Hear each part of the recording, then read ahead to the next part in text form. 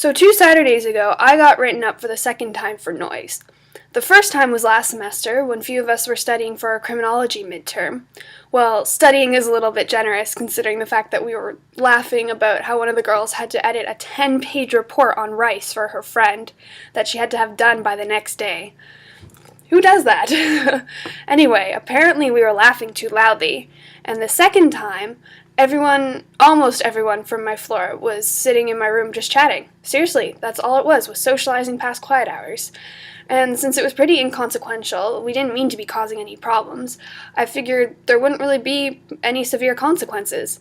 But then, that Tuesday, I got an email saying that I had to attend a mandatory conduct meeting. What?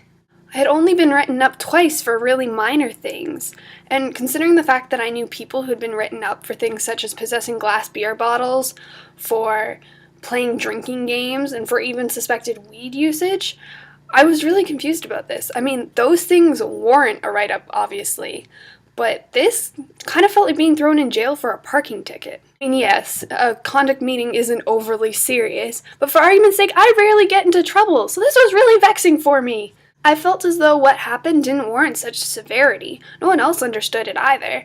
Whenever it was brought up, people would always be like, wow, that's really stupid and makes no sense. And it only really served to erode people's respect for the RAs, who are often seen as assholes who only exist to restrict our fun. I know I live in a unique community where parties are uncommon. We have international students who may not be comfortable asking people to be quiet if they're being too noisy.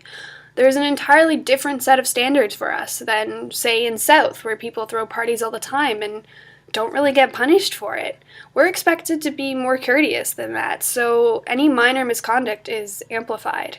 So I struggle with this situation a lot because it's kind of difficult, because on one hand, I'm like, oh yes, I completely understand the rationale behind this. It's to promote safety and to make sure people are comfortable. But on the other hand, I just can't accept the fact that noise violations are treated the same as alcohol-based violations, because a lot of the time, noise violations are accidental. People don't go, hey, I'm going to blast music and disturb everybody because that's just how I have fun. It's more so, especially in my situation where we are literally just talking, it's more so the fact that the walls of the building are really thin, and obviously we have no control over that, and you just don't really think about how much the noise will carry and how you could potentially be disturbing someone. Whereas with, drinking games where you're promoting the mass consumption of alcohol, you're intending to do that. Like, there's no way. You're just like, oh, whoops, accidentally started a game of King's Cup. How did that happen?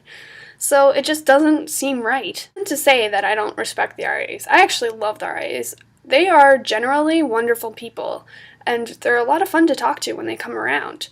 They're only trying to do their job, and that's to keep us safe, so I completely understand. But I do have a problem with the system, and the fact that it unfairly punishes people who don't deserve it, such as a lot of people in my building. We're treated definitely a lot harsher than those in South, and fails to punish those who do. That's not to say that I don't respect the RAs. I have a lot of respect for the RAs. I understand that they're just doing their jobs, and they are really wonderful and nice people, and a lot of fun to talk to. My real issue is with the system, and how it fails to punish those who deserve punishment, and unfairly punishes those who don't, and how it holds us at a different standard of behavior than, say, people in South. And though this problem isn't, say, the lack of equal resources, it's still a problem that bothers me, and it's still a problem that I struggle with because it is unfair. But obviously, it's not something that I feel I need to pursue or make a big deal out of. It's just sort of one of those things that you need to just rant about and get it out of your system and move on. Well, thanks for listening, and I'll talk to you guys later. My class was canceled today, but I didn't know until I got there, because apparently I need to check my email more. But my prof said that he would never cancel class, so ugh.